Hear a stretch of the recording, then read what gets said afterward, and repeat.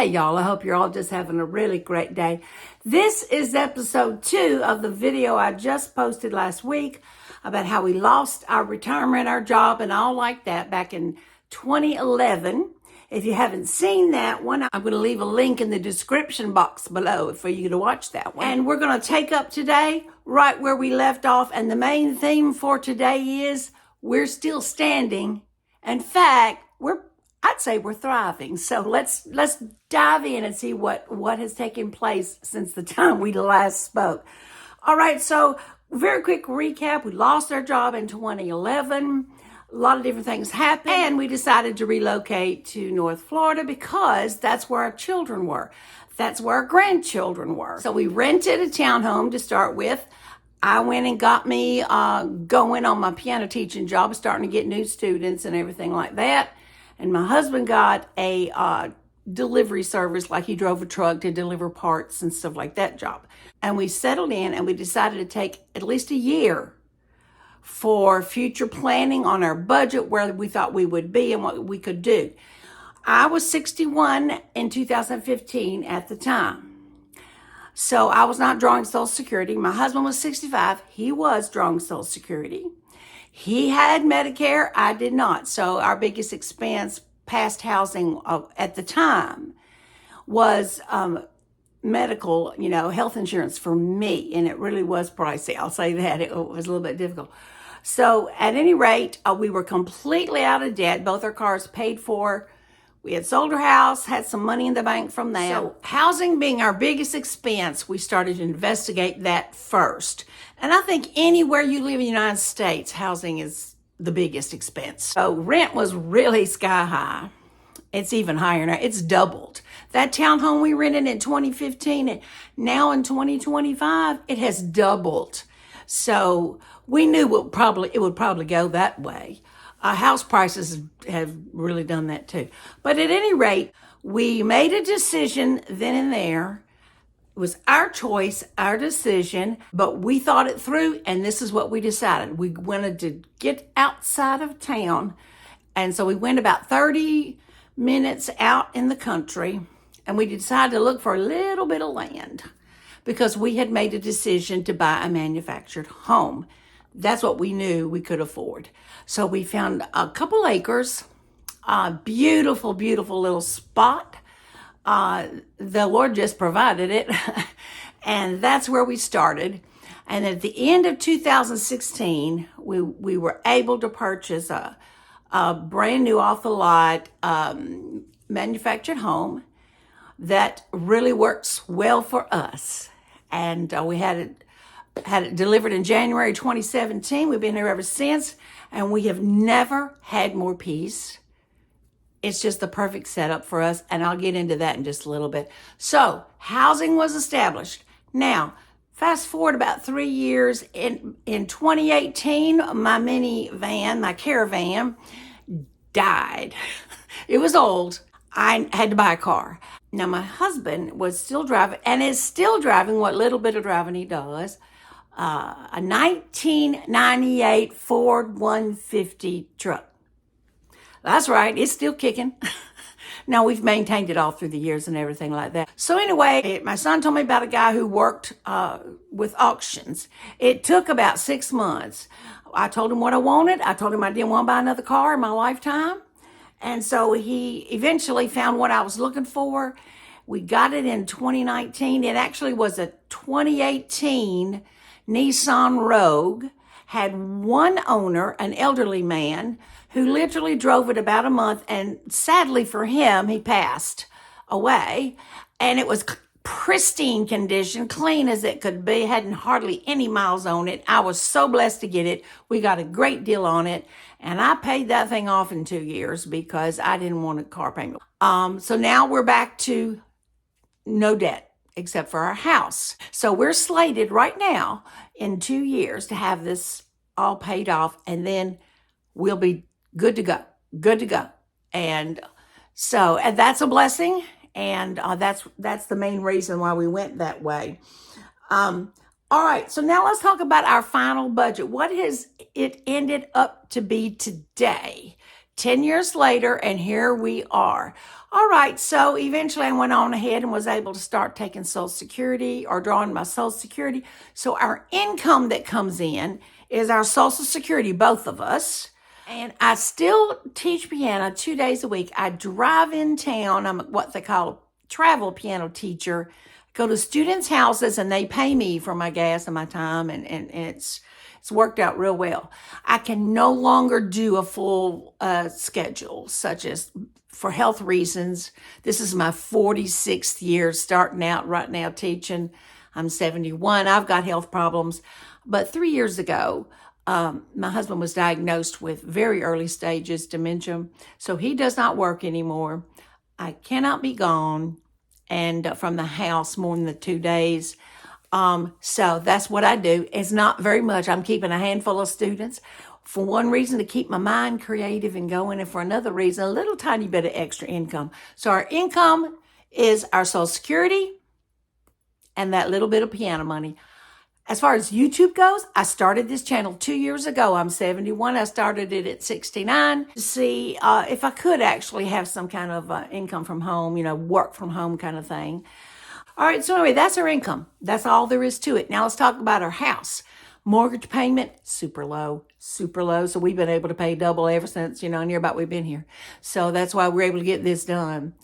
I cannot live anywhere cheaper. Not possible. No. Y'all, I have an energy home, HUD approved. So I've got thermopane windows. I've got all this insulation. I've got a heat pump, and my utility bills are so low. We have a solid 5 months of such hot weather. So the AC is our biggest expense. We do keep it up pretty high. But the rest of the year, I hardly even run it at all, the heat at all. So our electric bills are low, low, low, low. I'm on a well. I don't have a water bill. So as far as upkeep goes, so far we're in good shape. We're in really, really good shape. I have pest control. Y'all, critters down here are ginormous. I ain't doing it. No, but it's very reasonable. It's about $75 a quarter, and it's well worth it to me. We live down a lane, so we do have to take our garbage cans out to the main road, and that's waste control, and it's a little bit like $5 more, $80 a quarter. And that's that. We do have internet. That's T-Mobile. I'll give them a plug. I'm not getting paid for it, but they're fabulous to us. It's their home internet. It's $55 a month. Works great for me. And I YouTube and do videos all the time and everything. So it's worked great for us. I do a tiny bit of streaming. Now this can go. This is negotiable. Mostly we watch YouTube. Yeah. We do have an antenna that we got at the Walmart, and we get broadcast TV for free, which is the three main, we get all the CBS, ABC, NBC, Fox, all that stuff. Anyway, we also get about 6 or 7 other channels for free that are, reruns and all that kind of thing. And that's something you ought to look into. It's just, that may be quite enough for you. Streaming, we do 2 channels, and all of it's under $15. So that can go away if I need it to. That's our perk. Let me mention cell phones, our cell phone service. Y'all, I know we're blessed. I absolutely am so thankful for it. I know not everybody has this. But when we moved here in 2015, our son came to us and said he really wanted to pay for our cell phones, and it's on his family plan, and it's something he wanted to do. We're very, very grateful. So we don't pay for our phones, and we praise God for that blessing. Other than that, we have car insurance and we have life insurance that we keep up. As far as medical goes, we're both on Medicare Advantage. We pay pretty much nothing for everything. I mean, all our meds are free, and I just went to the doctor today, no copay. If we have a specialist or something, it's a little bit and all like that. So that's a blessing. So as you can see, I can't live anywhere cheaper. It's really, really worked out well. Now, living expenses is what I call, extra that can be unfixed, in terms of food, clothing, all that stuff. So I did a video a couple years back that was about our food allowance. And at the time, it was $50 a week is what I spent only on food for our meals and everything.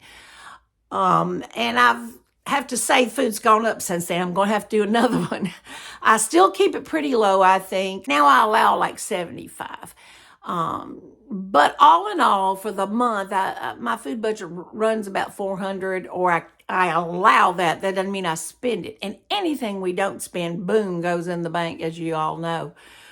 We do like to have people in for at least several times a month and for dinner and get to know them from church and all like that, or anybody that we feel like we'd like to get to know and that sort of thing. It's just something we've always done.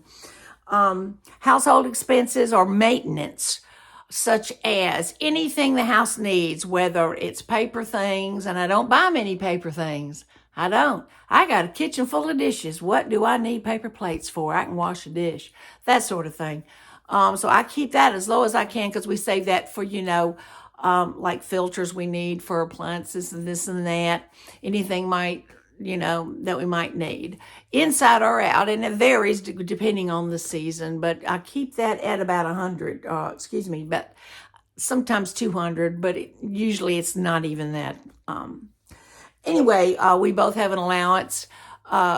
We set it aside for our haircuts, our clothes, and all of it's very, very modest.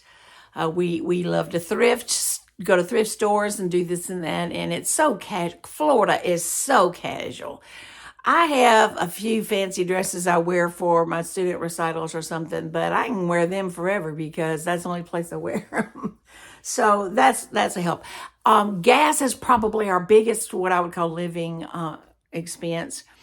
And that's because we live 30 minutes out, although I have a really good car for that. But I go in town 2 days a week to teach. I always go early to run errands and do that. You don't go into town all just for the pleasure of driving in there. You do other things too. And that helps a great deal.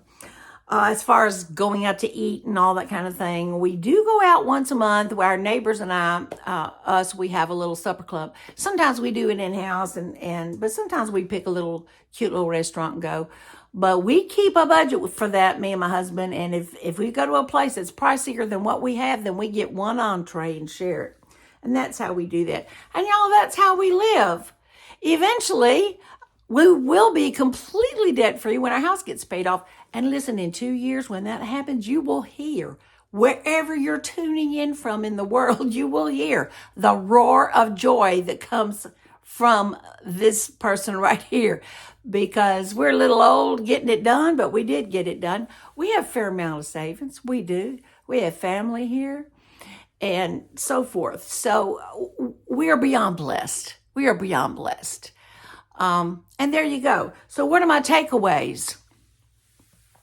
Well, number one takeaway, I hope y'all get this, and this is how we feel. The worst thing that can happen to you is not losing your job. The worst thing that can happen to you is not losing your savings, your retirement, or any of that.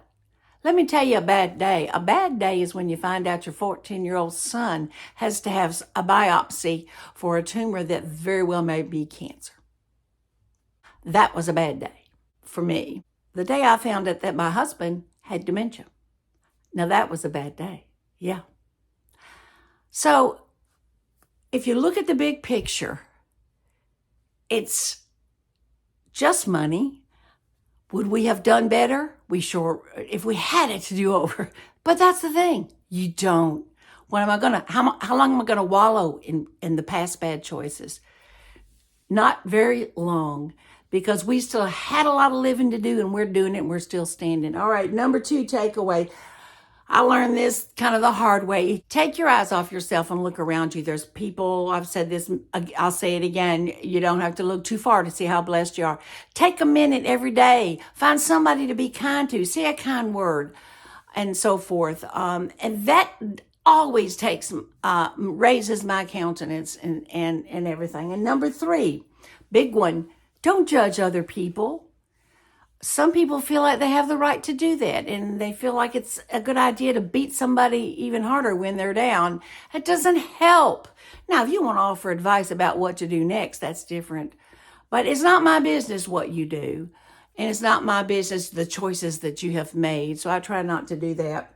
And lastly, the scripture the Lord gave me to get through a lot of this and where I live on today is Psalm 37:3, and that is this: trust in the Lord and do good, dwell in the land and feed on his faithfulness.